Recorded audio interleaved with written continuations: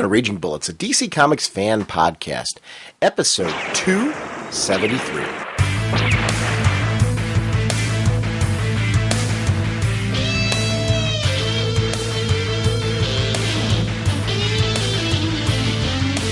Welcome to Raging Bullets. I'm Sean Whelan, drnorge on the comic forums, and I'm joined as always by my co-host Jim, the sensei of the whatnot Segulin, and the Duke of You Know. This is a special bonus offering that we're doing this week. We're coming back with our regular show on Friday, but we wanted to have an opportunity to showcase and release this episode. Every so often we like to do an episode that kind of steps outside of DC. We're fans of comics, the whole creative medium in general, and we had a opportunity to build a relationship with Ted Sikora, who is the director and co-writer of the film Hero Tomorrow. And spinning out of Hero Tomorrow is the webcomic Apama, the Undiscovered Animal. So this is something that spins out of the movie. You don't need to have seen the movie to enjoy Apama, the Undiscovered Animal. It's available at herotomorrow.com. There's issue 1 and 2 available. It's reflective of events that have happened in the movie in the sense that the character in the movie Hero Tomorrow was creating a comic. Apama, the Undiscovered Animal technically could be that comic, but you don't have to have seen the movie or know anything about the movie to enjoy this. So I highly recommend you, before listening to this episode, go to herotomorrow.com and read the first 2 issues of Apama, the Undiscovered Animal. We're going to be talking with Ted about his work on Apama, his work working with the co-writer and also with the penciler. It's a gorgeous book. It's well worth reading. I'm a big fan of webcomics. This is kind of a good chance for Jim and I just to put on a different hat for a special bonus offering for you, and I hope you guys enjoy just kind of seeing what it's like for us to have an opportunity to chat about something a little outside of DC. We are proud members of the Comics Podcast Network and the League of Comic Book Podcasts. Be sure to check out our show sponsors, dcbservice.com and instocktrades.com. Remember, over at dcbservice.com, you can also buy your Comixology books direct from their website, and they do get credit for that, so please support the people that support us. Without further ado, we're going to jump right into our interview with Ted Sikora. Nice work, Adam. What are these characters up to? Joining us is friend of the show, Ted Sikora, co-writer and co-director of both Hero Tomorrow and Apama, the webcomic, The Undiscovered Animal. And Ted, welcome back to Raging Bullets. Jim and I have been really enjoying Apama. And one of the things that we're really loving about this comic is Ilya. He feels like a real person. He's got a real-life story, real faults. Feeling bad for the guy. A lot of the times I want to reach into the comic and smack him and saying, hey, get it together, bud. I love the fact that in this story, you've built a character who isn't instantly improved by the fact that he's become Apama. And what is the genesis of that with this character? You know, where is Ilya coming from for you? Well, first of all, thanks so much again for having me on, guys.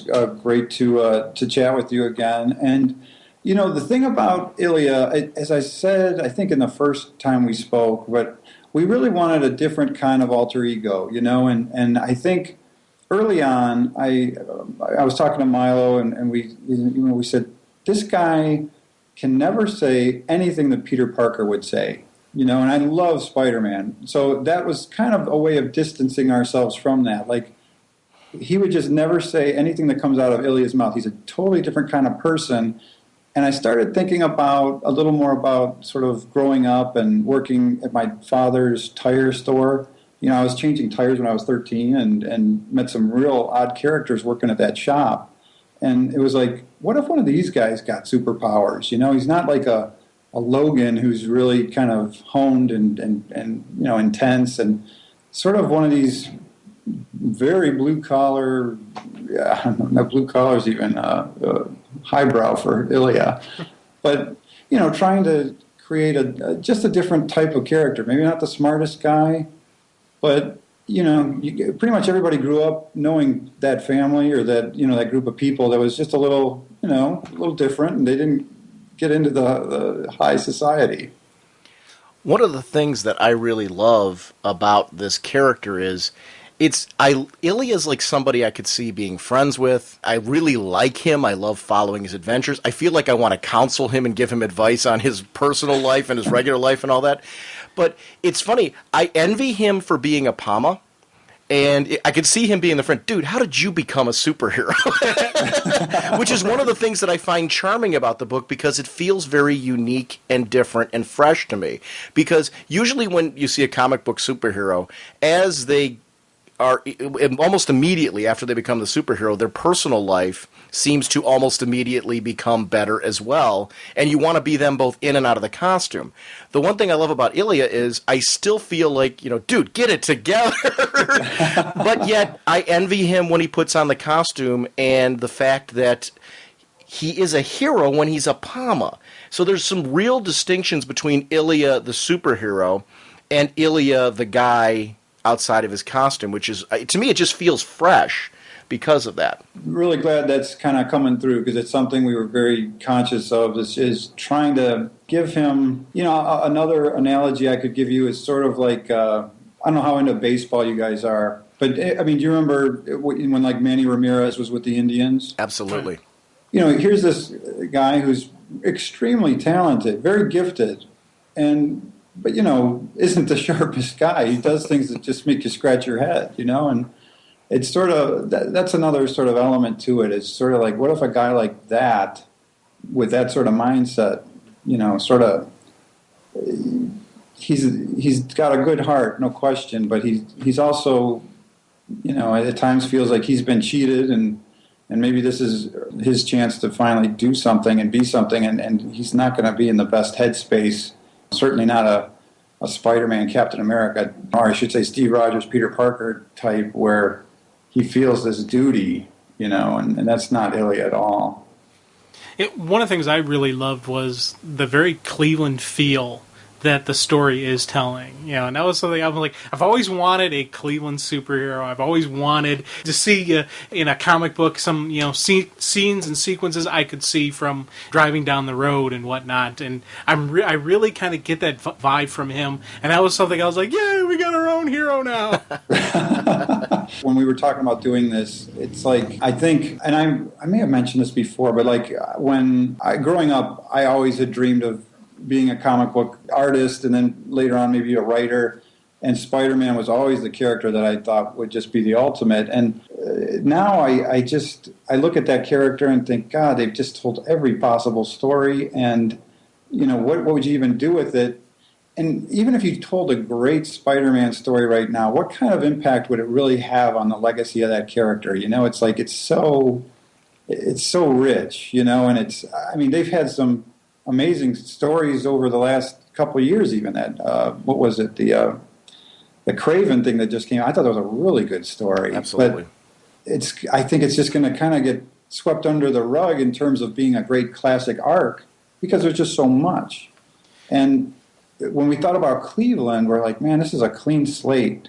We can do anything we want to here, and it's not like we're playing with all that stuff that all these other characters bring with them, and it's a new thing in Cleveland. It's a new thing for this character and the city and how they react to him. It's, in our world, there really are no superheroes yet, so it's all sort of starting from scratch. And I realize that's been tried before with other companies, but I think setting it in a place like Cleveland is one of the big opportunities, and we really look at that as something that we're going to play off and explore in great detail. Like next issue, big goings on at the West Side Market. Oh, cool. And I like the fact that this is a universe that doesn't have heroes all over the place. He is a rarity. He is this unique entity that's out there. So it's, whereas I like the DC universe, I think Marvel universe, all the X's, and mutants and whatnot, all kind of being told in the same story is a neat concept behind the big companies. There is something about just a regular everyday life that has this superhero guy in it. He's dealing with just non-powered and/or we're starting to see some powered villains going up against, and I like that whole evolution and birth of not just the heroes but the villains right along with him. What we're really also focusing on is sort of this rogues gallery. I look at the inception of Spider-Man and what transpired over those first 30-some issues. They just hit on every villain pretty much. I mean, every story was this classic villain was born, and we're really focusing on every issue because we don't have a whole lot of time, that we are building something, we're laying this foundation for, this hopefully really kick-ass rogues gallery. Do you see this as the comic? I know we talked about this when you were on last time. Do you see this still as the comic from the film that was being created in the film? Because one of the things with, like, Jesse, and I don't know if I was reading too much in this, he felt kind of like Greg from the film. Like, and what I was thinking, it would be natural when in the film he was creating the comic for him to be using themes and elements from his life into it. Was that something conscious? Or because I loved Jesse. I loved his whole story. And I'm not saying that Jesse was Greg. I'm saying that I felt like little echoes of Greg into his character a little bit. Was that conscious, or is it something that I just, as a fan of the film Hero Tomorrow, I'm connecting with unexpectedly? Absolutely. We're trying to, where possible, create these doppelgangers that were in the movie and use their likenesses in the comic. And with any character we create, you've got to come up with sort of what they look like and all this. And it's like, why not just pull from that crazy cast of characters we already had? And the guy who's the head of the United Federal Oil was Greg's father. I don't know if that was clear. Yeah. So, nobody's gonna have like the same role or anything. It's one of the other little rules we made for ourselves. The relationships between the characters, all that's gonna be different. Yeah, it's as if David was pulling from his surroundings for inspiration. So at some point that's gonna run out, but we've got quite a bit to do before we get to that. Well, I like that extra layer to it, because for me, seeing the film and enjoying the film, I'm like, oh, that is neat. I really felt like I was connecting with David while I was reading this, which was, the issue stands on its own. Like, if I hadn't watched the film, I would enjoy the issue just as much, but I think as a fan of the film, it just added another exciting layer to reading this story, being that I'm like, wow, this feels like, I've got an insider thing going on because I've enjoyed the film so much. Very glad to hear that too. That's obviously something we're working towards, and who knows, down the road it'd be really interesting to see what somebody who's read like 6 or 7 issues and then sees the film, because there's going to be all these moments that are sort of similar, like at the end of this issue when he comes in with the smashed up eye. Very similar to a scene in the movie. It's intentionally so, but it's a completely different scenario, even being hit by the same guy. Yeah, I thought that was kind of neat. Just you look at Jesse in the comic, and just everything that in the movie that they went through, where he basically steals from him and just was the really terrible employee. Then in his comic, he's like, hey, I'm going to get you. You're a failed landscaper now. And I was just sitting there thinking, he's just laughing at his desk as he's doing this work. And I loved and even just the unfolding, the quick tell of the backstory so we know who he is. So if you're not familiar with anything on the character, bam, here it is, and bam, you went right into the action. It was a cool art sequence sweep in and combo, nice storytelling and visual pleasing for me. Thanks so much. One of the things that I really enjoyed about Ilya, and it's something that Jim and I talk about on the show quite a bit, life of a superhero, especially if you were doing it real. If you were really taking on this role when you have a full-time job or any kind of job, because I don't know how we qualify Ilya's work habits. But obviously Ilya's got responsibilities during the day. And I love that you see his work as Apama, his obsession with, like, a natural obsession. If you all of a sudden woke up with these cool powers and you could do these things, trying to figure out how that works for you and what your direction is with all that would bleed into your daily life.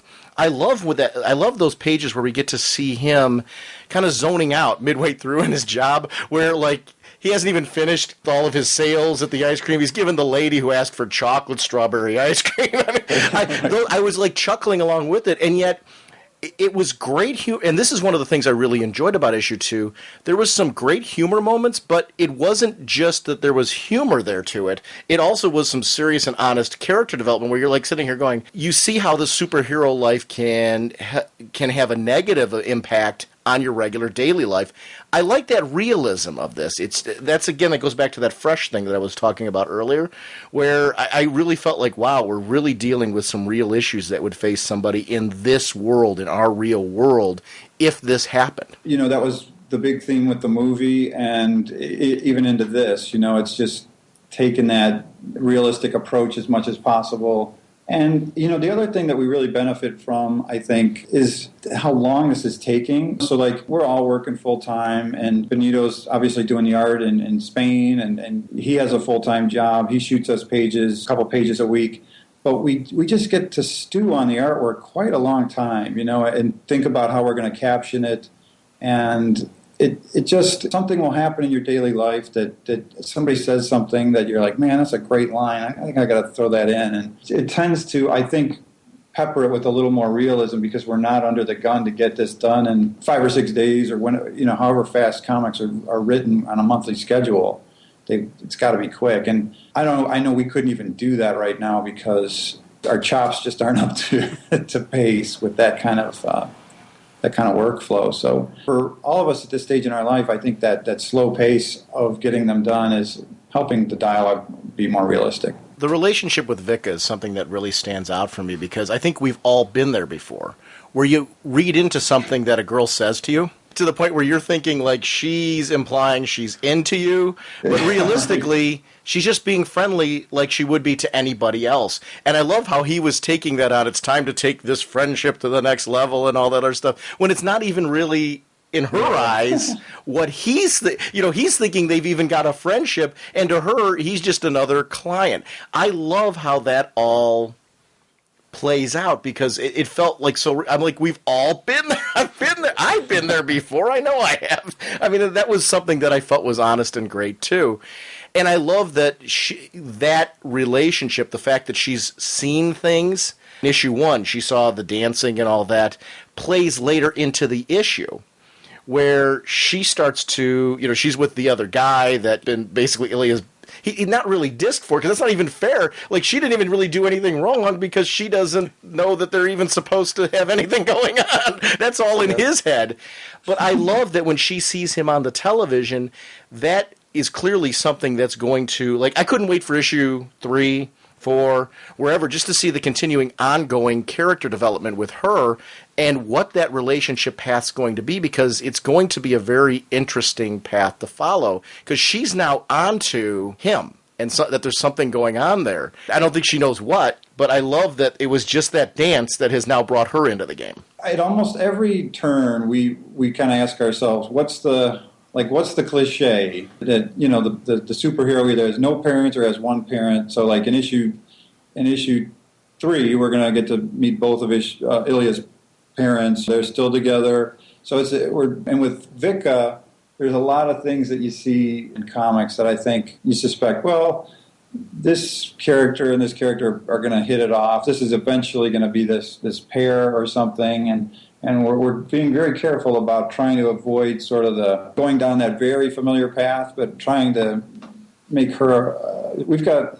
I don't want to give too much away, but we've written a pretty extensive backstory on Vika, and she'll have some interesting, I think, to the reader, motivations of her own that might be a bit shocking.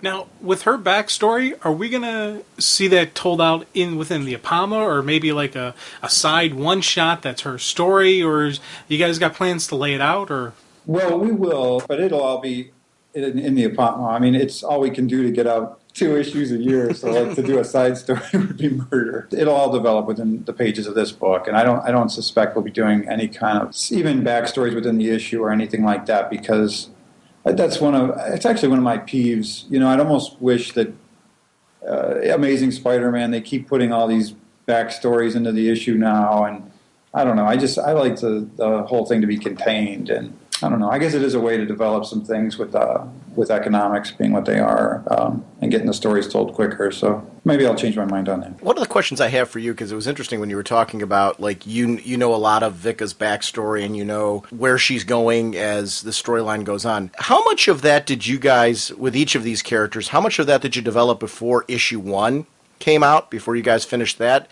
And do you guys change that along the way? Does it evolve? What kind of a bio? I guess there's always the Bible of each character as you're going through. How much of that was developed before you got to issue 1? Great question, and the answer is I think Milo and I will discuss a bunch of ideas kind of loosely. I think for Vika and Ilya, we really came up with a pretty extensive backstory. But like as we're going forward, we realize that we can sort of figure this out a bit as we go. And we know a lot of the bigger arcs and things that are going to be happening. But as things happen and we're inspired to make a villain, right now we're discussing like 3 and 4 are going to be sort of a two-parter. It's again the benefit of doing this so slow, which, I mean, first of all, I realize doing things really slow is a big detriment to trying to get an audience and get people to follow it, because it just, to have regularity is everything in comic books, and I'd love to be able to do that first and foremost. So having said that, the slow pace does allow us to really plot this out and take advantage of some things that we've discovered about things going on in the world. That by the time we get to issue 5, which will be, we'll really start writing it probably in 6 months, it'll be probably done in 6 months, I should say. Who knows what we'll have discovered about these characters, and just we keep adding to this big list of ideas. It gives us a lot of opportunities. So there's not this big master plan, to answer your question. Kind of know the basis of who the characters are. You've met them and become friends with them, but then they take on a life of their own. Is that what you're saying? Yeah, they do. Like the whole thing with Jesse, it was all we could do to really get this issue 2 out, and now that it's out, it's like, wow, now we can even think about what the impact of that will be on this character, Jesse, going forward. And we weren't thinking about that much at all when we were doing issue 2. We just wanted to make sure we got this issue 2 done. It was all we could do to get it done and of the quality that we wanted it to be. We've talked so much about all different ways that Jesse could go in the future, and the longer that bakes, I think the better for us. Yeah, I like the story of a boy and his rat. Just some great little dialogue and just seeing him shift how he's talking to the rat just from the beginning to the end. Because in the beginning he's a little bit rough, and especially when the rat trashes his apartment. Then afterwards he's like, hey, I'm sorry. It's basically he's realizing this right now is his only friend because his quote-unquote girlfriend isn't his. And I thought seeing that was a neat little kind of dynamic. Yeah, and I think thank you. I mentioned the thing in the past. I used to have pet rats, and I totally relate to. And whatever your pet is, that's your buddy, so. It was funny when he did trash just nice, funny moments mixed in with some action sequences, mixed in with some good storytelling elements as we're learning who these people are. But I really did howl when the rat trashed the apartment, and he's like, you don't want to go into the kitchen. What'd you do to my coffee pot? Well, and that the one part is what really happened. I left the lid off the aquarium, came back later in the day, and the entire bag of food, the rat grabbed a piece and brought it in, and it did this over and over. Must have done it like 50 times. Jumped out of the aquarium, grabbed a piece, brought it back in. I come back, and there's this pile of rat food. And these are big chunks, and it's amazing to me what goes through the minds of those things. Like, did you think I would never feed you again? When Jim was talking about how great, is it Liza? Is that how you pronounce it? Or Liza. is it Lisa? Yeah. I kept saying, is it Liza? I mess up all the time. Liza Minnelli, the Rat Pack. The terrific thing about Liza and all this is, I like that event was framed by events why you can see why he would find this rat such a confidant. Because he can actually talk to this rat, and this rat's offering real advice and really trying to be like. I keep using the Jiminy Cricket analogy in my head, but it's like Jiminy Cricket gone wrong. Because Jiminy Cricket, it was always Jiminy Cricket didn't bring any harm to Pinocchio in the sense that, and not that the rat brought harm to Ilya. Ilya needs to have some patience with the rat as well, like you would with any pet, and that's true of any pet. I love my cat, but my cat Snickers, like yesterday, was waking me up at 3:30 in the morning because she wants to play. She's in my face and all that, and just like, she's nibbling on my fingers. Not like she's, trying to really bite me, but it's the types of annoying things where you can't go to sleep. And I was thinking of this whole element with Liza, and I'm like, oh my God, I just had a Liza moment with my cat. And again, these are things that connected me with the comic. I'm a huge fan of that when I think of a book outside of when I'm reading it. I'll connect with events and feel like I'm journeying along with the characters. I always look when I read comics or watch films. It's, it's something in any form of entertainment media. You want that connection point where you feel like you are a part of it, especially if it's something that you truly enjoy, you truly love. You want that connection point where you feel like you're following along the story. You could somehow be an element in the story. And it was something I really enjoyed about this issue as I was going through. I was connecting with it. I felt like Ilya was my friend. I felt like I wanted to do an intervention on him. I felt like, and then yet I'm sitting here in all these moments where I feel like I'm down on Ilya and I really want to like get all my friends together and say we got to put him in a room and really tell him to straighten out his life. Then there's those moments where he sees somebody in trouble, and without thinking about it, without working it through, without overanalyzing it, he just throws on the Apama suit and starts doing the superhero thing. In those moments, you gain this respect. This guy that you're sitting here saying to yourself, he really needs to be slapped upside the head to get his life together. You see him in these moments where you just have like this, I don't know if I could do that. And I love that duality of him, because I was sitting there and then I'm like, oh my gosh. And it really struck me in my latest read-through of this, just how powerful that moment was, where it was very quick. He just ran in there, no concern over what could possibly happen to him, because earlier in the issue, he's having real doubts as far as how much danger should he get involved in, could he really get hurt, asking all the real superhero questions that you should ask when you're doing this type of thing. Because he's not sure about getting involved with the oil company yet. Maybe he should start smaller and all that other stuff. But when you see him in those moments where he does it without thinking and it's not planned, there's a real hero in this guy. I loved that. It was really strong and powerful with him to see that. And it was something that particularly struck me in my latest read-through of this, was just how cool it is. And I think it is because he has such extremes. I connected with that, I think, deeper. Because it's like this is his calling. I'll liken it to sort of the sports kind of things, like whenever... And it's certainly true of Cleveland sports. I don't know. The fight you're not supposed to win, that's the fight we want to be in. The fight you're supposed to win, somehow we're going to screw that up, I think that just seems to happen with certainly like the Browns, they'll always be that game where like last year they just destroyed the Patriots and then they destroyed the Saints and then they lose to like the 0-12 Cincinnati Bengals. So I think... being a sports fan and following that kind of thing, I think that gets into the head of Ilya a little bit. Well, and I did chuckle. Another just little personal chuckle moment is when he gets the powers, he does think, hey, maybe I'll go for the Browns. I know if I was a kid... Yeah, if I got powers, that would be one of the first thoughts that would pop in my head. Same thing where like the Indians, or just you want to do that one. Hey, I could be the one to bring the championship back. He has these times when you look at him, you're like, dude, you are so pathetic. But because of that nature, because of who he is, that makes you like him more. That makes you root for him more. You're like, come on, you're almost there. Come on, buddy. And it's that pal that you know and love, and you're just like, okay, you got it. You got that moment. All right. With few exceptions, the people we've known in our lives, how much do they really change? People always change in the movies. People always change in comics. But, in reality, I think we all sort of stay the same person. We go through a lot of different things. And I don't necessarily think that's a bad thing. I think it's great for some people to stay just who they are because they're just perfect, We're never going to see Ilya like a Steve Rogers, sort of virtue, One of the funny parts in this, and one of the things I really enjoyed, first of all, I want to compliment you on the editor note, especially the one where we're talking about the skyfish or flying rods. I've always, growing up, I was always a big fan of editor's notes because it felt like, first of all, it's letting you know, hey, we're jumping into the story right now, and this is something cool that you guys see. I did look it up.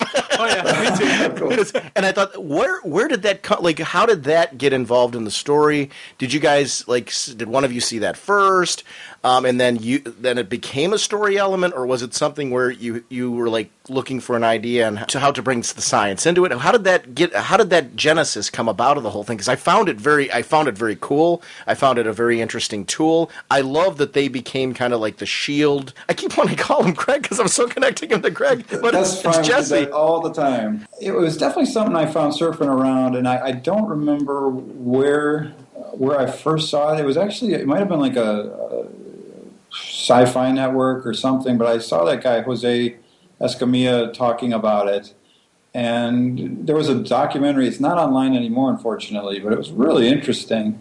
And and I acknowledge that most of what people are getting on their cameras are these they're just bugs that fly by and create just this nice, perfect, straight blur. But there's other images, and I should put some on the blog or something, that you look at these things and you just don't know that it couldn't possibly be a bug, and what if it just started me thinking, like, I mean, if bugs from Krypton came to Earth, they'd be pretty powerful. Yeah, it was something, we asked around, and it didn't seem like an idea that had been done before, so we thought we'll really run with this, and that'll sort of motivate Greg, help Greg get into this sort of superpower kind of place. Once again, we get another normal person. Well, yeah, I'll call him a normal guy. Gets drunk, falls through a skylight. Like, hey, who hasn't that happened to? Let's be honest. Come on. But you get this normal guy in this extreme situation, and the first thing he does is lash out because he's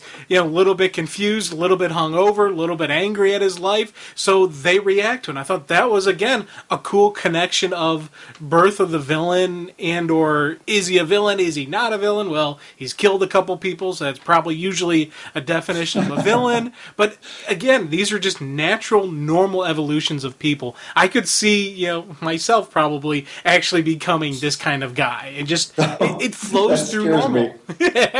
Well, Sean's in the same room as me.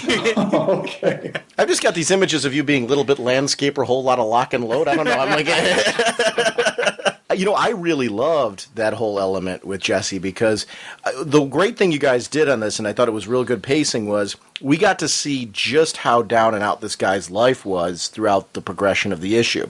Because it wasn't just the fact that he lost everything. The only thing he had left was this landscaping business. And, like Jim was saying, it could be argued that some of it he brought on himself. There's other circumstances where he clearly didn't. And he got to the point where he was mad at the world. Maybe mad at himself, just mad, where that would lead to like a self-destructive behavior under the right circumstances. And I love that when he came through the skylight, it was kind of like the last thing for him. Like that last thing that needed to set him over the edge, because it puts him in an opportunity where he can get away with all the things that he probably shouldn't be thinking. Nobody should be thinking. But it was interesting to see that, because I was looking at the reality of that, and I'm like, how many people on a daily basis are just like one skylight fall from going postal? And I mean, I think that there is a certain reality to that element. When you talk about interventions, you see people that are, this world is one of those crazy places where, if you're getting hit and barraged from all avenues of your life, your personal life, your professional life, and everything, there's going to come a point where you could become a Jesse in that sequence. And that was something that just really struck me about. I was like, whoa, that he didn't care anymore about anything except making the world suffer for what he went through. You really hit it on the head. That was everything that was planned to give him that turning point and give him, that great power and the lack of responsibility to take it there. It's sort of the dawning of our first villain. Throughout this, I kept calling him, in my head, Jesse Buzzsaw. Just because it just, I needed a name for the guy, so I just threw that on him. And again, it's just kind of like the buzzsaw, just that gut reaction that he was having, just that, just that pure emotional side of it. And one of the things I was wondering, and this, I don't know if this is something you got planned for the future on the guy, but is he being affected by the little floaty things, or is this all him and them reacting to him? It's something we've discussed, and basically it's one of those things where we got this issue out there, and now we need to decide that going forward, is this going to be something that's like internalized, or will he ever find the bugs again, or will they ever find him? When the opportunity's right, I'm sure we're going to figure out how we want to do that, but we've been weighing the pros and cons quite a bit about how he is going forward. And so the answer is we haven't decided, but you're absolutely right in the right headspace to think that.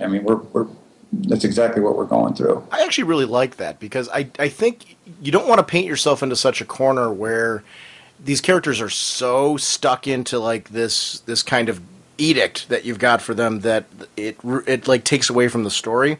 You're letting the story kind of evolve the characters as they go along, which I think is really you got to know the characters, which clearly you know them as people and all that. But sometimes the story should dictate a lot of what you're talking about, and I'm really excited to learn along with you guys who he is and where he's going through.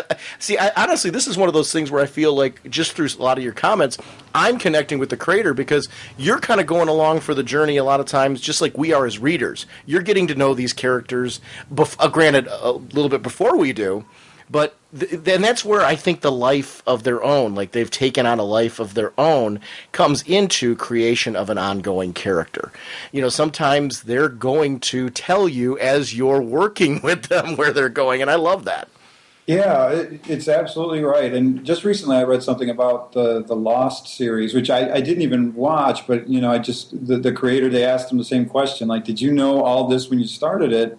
And the guy's like, no, we just sort of set this up and we sort of, at times it kind of writes itself based on who these characters are. And it is fun to kind of realize what this journey becomes, even as the writers, that you don't... I think if we had it all planned out and very rigid, it would take a lot of the fun out of it. It's funny, one of the things that I really like about the hero and the villain in this issue is there isn't a lot of distance between them, as far as when you're looking at their personal lives, as far as they aren't really that different, but circumstances has led one to go down one path and one to go down the other. And I really found that intriguing, because when I was seeing the two of them in another life, these two could be buddies. And that was something that I really enjoyed about it on this issue, because I totally get why Ilya's doing what he does, but both of them really are escaping from their lives every time they put on their costume or go to do their thing. It's really all about getting away from, they're not satisfied in their regular life. The superhero life is something, or, supervillain life in the other case, and almost the villain's going to a greater extreme. But was that something that you guys were going for too, or is that just kind of something that happened naturally with the characters along the way? You nailed it. With in another life, they could have been friends. They kind of were. Yeah, that's true. In the movie.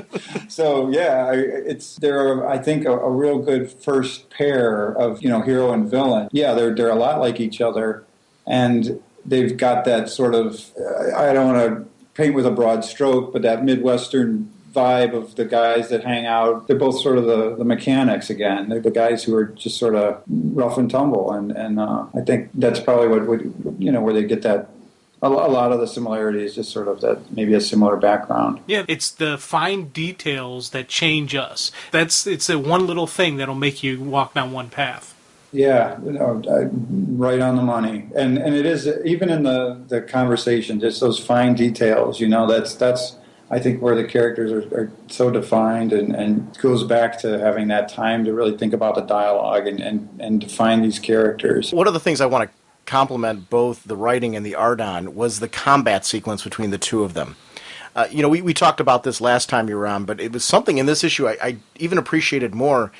The fact that neither of these guys would be seasoned veterans, they would have combat experience, they were feeling their way out as they were going along. It felt like a battle. It also felt like these two did not know what they were doing. Clear that they were both very powerful because of the powers that they had. They were clearly surprised by some of the things that they were doing. And there was something that felt so natural about that. Like, I still felt the intensity that you would with any kind of superhero, supervillain battle. But that was another, I talked earlier about how fresh this feels to me. It was great that neither of them felt like they'd gone through 10 years of combat training and they knew how to use all their powers backwards and forwards. In both cases, they were shocked by things that were not... And I thought it was even more important that they weren't just shocked by things that were happening to them from the other person, but they were also shocked by the after effects of things they were doing, which I thought was great. That was one of the MOs for this issue, was like creating this moment where two characters are fighting that really don't know what they can do, and it's not a big downtown fight, it's just in suburbs. It's sort of, again, trying to just create a sort of fresh moment that we haven't seen a sort of a fight like that before. Visually and story-wise, there's some great flows from panel to panel with multi-action in sequence in one panel. Hama's doing a nice little spin move to avoid some blades, and it was just visually was laying out this great sequence, and then just the little quirks and the little comments about how, hey, both of these two idiots have no idea what they're doing, and Jesse breaks his arm doing his whirlwind kind of move because it was just little stuff like that. It's fun moments, cool action sequences, and then furthering of the story of both the characters. It was a really nice feel to it. Thanks, and I have to call out Benito Gallego. He's just amazing, and we're so blessed to have him on this project, and he's committed to doing it. It seems like for quite a while. So hopefully, we can put a nice long run together with the three of us. Another thing I got to compliment you on big time was a complete swerve that, when Jesse's talking about his ex-girlfriend, first thought that popped in my head, I'm like, okay, it's going to be Vika. Oh, okay, let's see. Because she's now with this other guy. I figured that this would be the great moment where she would see them together, and, and sure enough, I was completely wrong. And had I paid attention to the cover, I would have seen the female that's on the cover, and they would have dawned on me. But going into this, I was thinking, I was so mindset that it was going to be Vika. When it wasn't her, I was like, oh, this is cool. Complete swerve, man. I think we'll try, again, always to avoid the kind of cliche thing, maybe. Not that would have been a cliche, but it would be a heck of a coincidence, So I'm glad that took you by surprise. It was funny, because even within some of the funny comments, when you got the yelling girlfriend in the background, you got the fight sequence going on, and in the end, he's really he wants his dog back. And that was something that was like,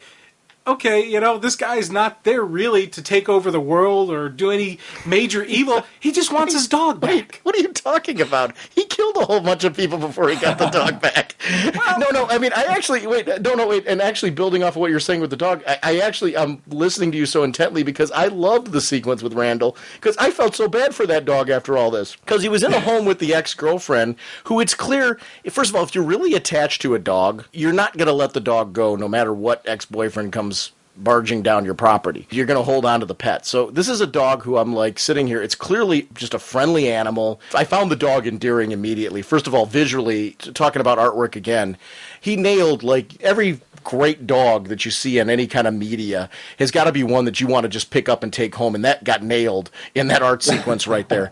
But I was like sitting here thinking afterwards, I'm like, he got carted away? What's going to happen to the dog? And I love that I was so emotionally charged by that moment that I actually care what happened to the doggone dog. It's not real, by the way. Well, he used a real dog as a reference. So. There you go. But, I thought that was terrific. I do want to take a step back real quick and compliment one other thing. I love that not only the villain got hurt by his own not knowing about his powers, but the hero. Apama was trying something there, and he hurt his own arm as well. And it was great to see how the two of them both got hurt. Just not because of doing anything. They were trying things out, feeling things out. And, a lot of times we see in comics, you talk about staying away from cliches, we see superheroes who train. At some point in time when a new hero comes on, they will train with some other hero, they will build a relationship with some other hero, and they seem to take them under their wing. Even if it's stuff that you just see in like one panel that we never see really on camera, it's just like a quick reference to the fact that there was training there. I love that neither of these two were trained. That was something that really stuck out for me, and that their combat sequence showed that. I thought it was, that was a consistency in the book, that it was something that I really appreciated, because it was something different. And don't get me wrong, I love the whole mentor heroes concept and things like that, so I'm not trashing that. I like that. But I also like that this felt like something just a little different from that, because I think comics, one of the great things about the comic book medium is you can do the traditional superhero approach, but then you can do something like this, and it adds just a different kind of look at, because comics can kind of go anywhere, I believe, and this is a great example of that. So I thought it was something I really appreciated. It's also just that we're putting our own money into this, and we're not really selling it. Our only goal is to tell as fine a story as we can. So if we feel like we're doing anything that's kind of derivative, let's just not waste our money. Let's not waste our money or our time. Let's try to get this thing till it's fresh, and we can take our time with it. And I keep coming back to that, but I'm glad that that's kind of resonating, because it's something we're really cognizant of. I have a quick question too, and it's something I'm just kind of curious about, and I've been asking everybody, like, we decided to kind of go R-rated with the dialogue. And, some people have been turned off by that, and other people are digging it. I'm just kind of, honestly, what's your take on it? And you're certainly not going to hurt my feelings. I like it, personally. I think it's very realistic and very upfront, and for me, I think it's a good, again, we talk about just how these characters feel real and feel natural. Part of that is language, part of that is, just the way they're presented and just life and how they look and how they're acting. For me, this is a natural feel to it. Well, the other thing, too, that kind of, when you were mentioning that, first of all, I didn't notice it. And when I say I didn't notice it, I mean, I guess for me, I feel like this is a natural extension of Hero Tomorrow. And I didn't think anything was overdone with that. Like when you're talking about the R-rated approach, like, we get that great shot. Speaking of great artwork, you see Vika with the boyfriend, but that could have gone like way over the top, titillating. Instead, it was a sexy moment that kind of just went far enough that we knew what happened to relay the fact that she's really not with Ilya. And that isn't something that she's interested in. The only time that she happens to even get brought into Ilya's whole thing is in the afterglow of everything that she just currently went through. And so I think that, there comes a point where I think there's a nice balance of the book. I think you could go too far with it, where it overtakes the story that's being told, if that makes sense. And that's when I notice it. Yeah. Like, when does a comic go too far with it? It's when that overtakes the story. And I don't feel that with this comic at all. That's where I draw the line. It's kind of like, well, okay, where's the story in all this? Like, okay, it's great that you're throwing in all this extreme stuff and all that, and because I don't have a problem with that. There's nothing wrong with the book being edgy.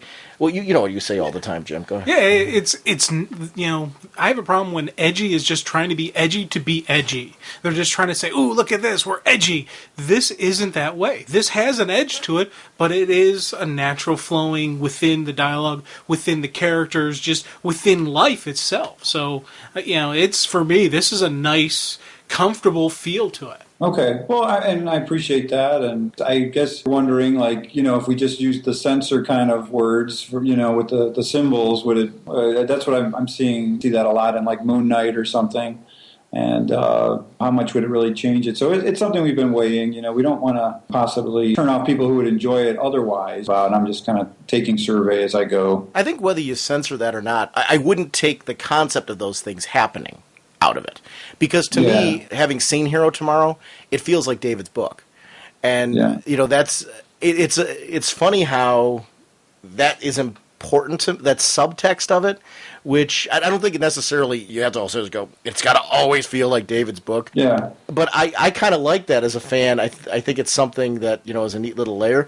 And I don't think you're going to lose that whichever route you go. If you censor it and it's implied that it's there, or if it's actually there, I don't think you'll lose that. There was something important to me having seen the film, and I'm with you. It would be curious to see somebody whose first viewing of Hero Tomorrow is after the comic, because I can't speak to that. I saw Hero Tomorrow multiple times before I read the first issue of Apama.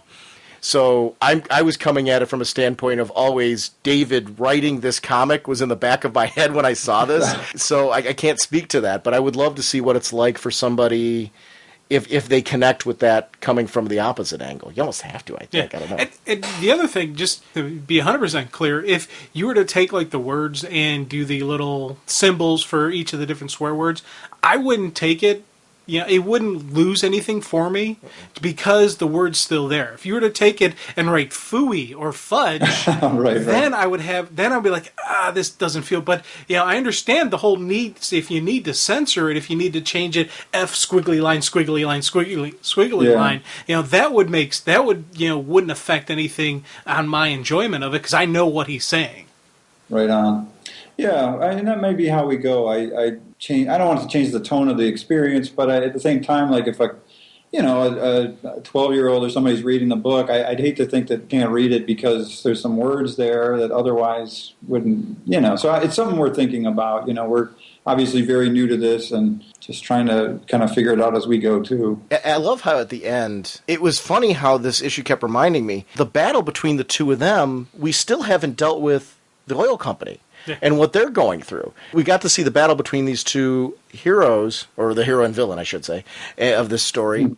And then we still got Alan. And I don't know, it was me. I thought Alan was like going to be a throwaway. We saw him die there, and that was a way to show that, this company's covering things up and things like that. Because, it was clear that he's at some point in time going to have to start dealing with this company. Where that's going to be in the storyline with him, when he's going to do that, if it's next issue after that, I don't know. There's going to be a point where he's going to have to start going down that path.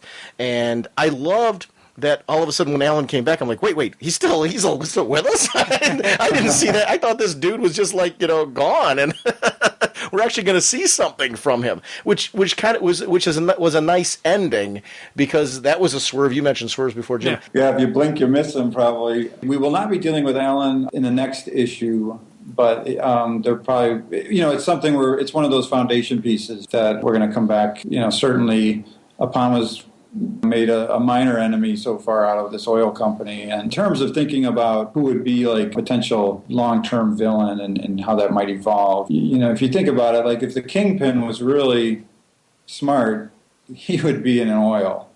That's where the money is. So there's definitely a lot of stuff we're going to do with that, and it's something we don't want to talk too much about that, but that's sort of it's an ongoing theme.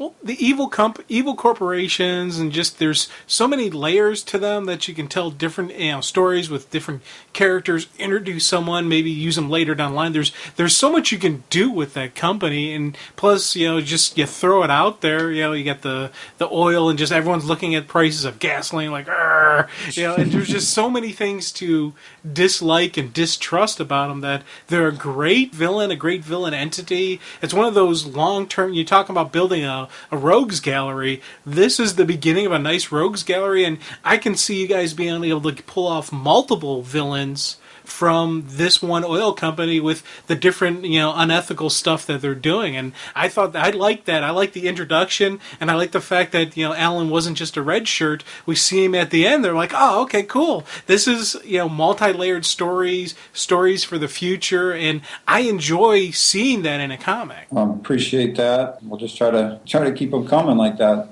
Just some positive feedback I also want to give after the comic. First of all, I loved that you put in the notes, there's still 16 more pages left.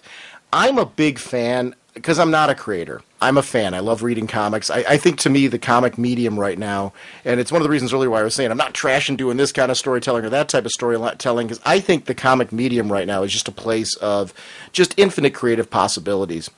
I love seeing, though, the amount of hard work that goes into the creation of an issue. And I really appreciated the fact that you guys took the time in the back to put in not only the cool pinups and everything. I love the Ron Friends pinup, and then seeing the holiday pinup that Benito did on that. I thought that was really cool. I dig all that stuff. Any bonuses along the way as I'm going through, just to me, add to the whole experience. But then to see what you guys had to go from script to the actual pages, to seeing the step-by-step process that it goes through, to see, just how much work you put in, how much Benito put in, just how, the whole creative team, then how it leads to the color stage. I'm infinitely fascinated by that. I really appreciated that you guys put those into the issue. I'm glad you enjoyed it, and I completely agree with just sort of the way comics are is sort of this, limitless kind of creative thing that you can get involved with. It's kind of coming from the film side, where you really do have to think about the budget and locations and actors and all this stuff, which is a great fun challenge in itself. But like, to just be able to make the story as purely as you write it, you don't hold back anything. I mean, there's just nothing that beats that. I really struggle with thinking about, would I rather make a movie or a comic book? I think I'm enjoying the comic even more, because it's just so pure to the page. From us to the reader, it's just, especially this time in my life, we've got a young girl, and I know I just don't have the time to put another movie together at this juncture, and it's just a perfect scale project. So, I definitely recommend anybody who's really interested to give it a try. It's pretty cheap compared to a movie too, to do it. I know we've talked about this before. Have you found as the experience has gone on that making a movie has helped you with the creation, this kind of process? Yes, and it goes both ways because, originally I wanted to be a comic book artist, and I think, that sort of visual, discipline of trying to create the panels really helped my filmmaking, and then, lighting scenes and all that on film has helped me doing the colors on this book. And, these two disciplines seem to just give right back and forth to each other as I sort of evolve in my career. What has your experience been with the comic book community? Because, from the webcomics end, how have you had a lot of feedback from comic creators or from anybody on the book, or how does that work? That's probably the biggest challenge we have is just getting the word out. I think the reviews have been pretty much positive, but they're not as many as we'd like, and it's a little hard to sort of get into some of the bigger sites. Like I'd love for Newsarama or somebody to do a review of it, and I don't even know how to go about something like that, But Ain't It Cool did a review of it, and that got us some hits, which was kind of nice. I don't know, and obviously you guys have been really good with supporting it and positive feedback. People who actually read it seem to really like it. It's just getting people to read it. Yeah, I saw the advertisement you had on Prospect, where you guys just did up the whole side of the building. I thought that was kind of cool because I was downtown at I think it was when I was at the Rush concert, and I walked in like, "Hey, that's Apama! Oh, cool!" Oh, I'm glad you got to see it. It actually just came down. It was a really strange thing that happened, too. It's sort of a sad story here, and I don't know if I'm even at liberty to talk about it. I just found this out 2 days ago, so we are in the process of seeing, how to get it back if it even exists. Question I have on that: how did that come about from the beginning? Like, because I loved that when we I'm like the Apama installation. I'm like, that's cool. How did that come into play where you had that up there? Well, it was Cleveland Storefront Art. They go and they basically find businesses that are or buildings that are not abandoned, but empty, and they try to put art in it. And this one was so big and had so many windows that really wasn't much they could do that would make a dent in the space. And the woman found out about our comic book, and she said, "What do you think about putting, your comic book art in these windows?" And I thought it was a fantastic idea. And we got this stuff printed. It went, 30 feet high. So it was up for almost 10 months, I think. We basically paid for it out of pocket just to do it. We figured we could use the pieces going forward in another location had they sold the building or what have you. And that's right now is just trying to find out what happened to it. So I really can't talk too much more about that, actually. Well, one thing that I want to say to listeners right now, you got to see this because it's super cool. I'm sure, hopefully by now, everybody listening to this will have read issue 2 and issue 1, but in issue 2 there actually is this Apama installation at Prospect Avenue. If you were passing over the ad and didn't take a long look at it, go back and do that. And there's actually a video on the installation, which is really cool to see. Go and check that out because it's really kind of a super cool extra. That's one of the things I really love about the interface you're using. I'm fascinated by webcomics now. I'm fascinated by all kinds of comics. But I love that, we see various different interfaces. Some I like more than others. This is very intuitive. I love that from inside the comic, there's all kinds of links and things you can click on. It's a very interactive experience. Reading the comic is like reading, for anybody listening, is like reading any other comic, in the sense that the pages turn naturally. I love the cool zoom feature. The interface itself is something that, and I know we talked about this last time that we talked with you, but it's something that continues to me to be just a very intuitive, fun. I read this both on my regular computer and also I pulled it up on my iPad. And I was reading it through the Safari browser on that, and it just reads great in a variety of different formats. I thought it was the best magazine reader I'd seen, and it didn't seem like a lot of people were using comic books on it. So, and it's called Issue, but it's spelled ISSUU, and you can just set up an account, and they have a free account, or you can do a monthly fee. It doesn't have the ads and that kind of thing. So. Yeah, it's very easy to try, and I recommend it very highly. Ted, is there anything else that you want to get out there before? No, I think this is great. I thank you guys both so much. It's always a real pleasure, and it's great that we're so close here in this region, too, to be able to talk about this project. So I appreciate it much. No, it's honestly always a pleasure to have you on. Actually, one thing I do want to say as we wrap up, first of all, it's herotomorrow.com. We have links on our website, both in our comic book related media section, but also in our webcomics section for people to get to the comic book. When you were talking about webcomics before, I just want to make a general shout out to anybody. I know a lot of our readers read webcomics and enjoy them. I'm going to encourage, especially after your comments earlier, kind of a grassroots campaign. Listeners, make sure to shout out webcomics that you're enjoying on a variety of different sites. Because really, realistically, if you go to 3 or 4 forums and throw out links to webcomics that you're enjoying, if everybody's doing that and getting the word out about the comics, it's really helping the webcomic to get the hits and readerships that they deserve for the quality of the projects that are out there. So I would say not just this comic, but all webcomics that you're reading, make a list of ones that you're enjoying, and you can do it all in one post. Say, hey, here's 3 webcomics that I'm really digging and you should check out. And it's a great grassroots campaign to get the word out about these, because there's a lot of real quality webcomics on the internet that I've been really digging, and I appreciate the hard work and efforts of the great creators that are doing innovative things in comics, and I think it's just a wonderful way to support this medium and this delivery. So I encourage everyone to do that. Well, Ted, as always, thank you very much for joining us, and we'll definitely have to do this again and follow up more on the progress of Apama. Thanks so much, guys. Take care. We are Crystal Men from Mercury. We have no quarrel with you. Our next episode is going to be released on Friday. We are joined by Gene Ha, Lowell Francis, and Art Lyon of Flashpoint Project Superman. We're going to be discussing issues 1 through 3 of that. Our episode covering League of Extraordinary Gentlemen is going to be early next week. We're going to be releasing that. We've actually got a segment ready to go on that as well. And then we're going to jump right back into the New 52. And all of our episodes after that are going to be about the New 52 until we've covered the entire release line. So we're going to cover every single New 52 title.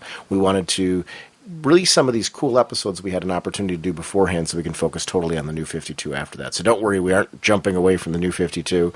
We had some really cool opportunities from interviews, and we want to release them to you. And hopefully you enjoyed these. They're really, really cool.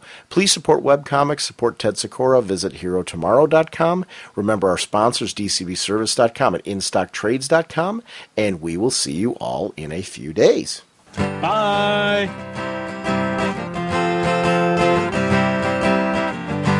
Flying through space and time, 1,000 different lifetimes. Faded for love and flaws and incredibly clear sightlines. Swinging your mace around, such a practical outlook. Helping the JSA and occasionally supporting your own book. Hawkman, Hawkman. Eagle eyes can't see, Hawkman, your plan. What you do to me, Hawkman.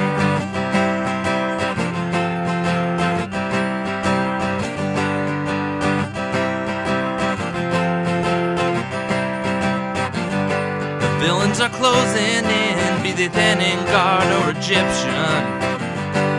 Working so hard to thwart you and Hawkgirl's mission. The odds are not on your side, and danger seems to stack up. Things would be so much easier if you would just call for